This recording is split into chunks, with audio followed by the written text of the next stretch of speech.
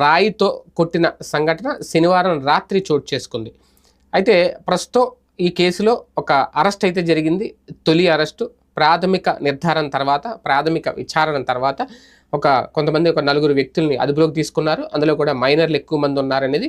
అందులో ప్రధాన అంటే కీలక పాత్రధారుడు ఎవరైతే ఉన్నారో ఆ వ్యక్తి ఈ జగన్మోహన్ రెడ్డి గారి మీద దాడితో రాయి చేసిన కేసులో సతీష్ అనే వ్యక్తిని పోలీసులు అరెస్ట్ చేశారు. అతడికి వైద్య పరీక్షలు పూర్తి చేసి విజయవాడ కోర్టులో కూడా హాజరుపరిచారు.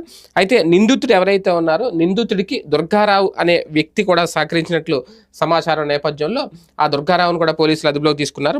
పోలీసులు ఇప్పుడు మొత్తం 5గురిని దుర్గారావుతో కలిపి ముందు తీసుకున్న 4గురిని కాకుండా 5గురిని విచారించినట్లయితే తెలుస్తుంది. మొత్తానికి చాలా తక్కువ సమయంలోనే పోలీసులు చాలా చాకచక్యంగా వ్యవహరించారని చెప్పాలి. ఎందుకంటే అది ముఖ్యమంత్రి వ్యవహారం కాబట్టి ముఖ్యమంత్రి మీద రాయితో దాడి అంటే ఖచ్చితంగా అది క్రైమే అవుతుంది. అది కూడా హత్యాయత్నం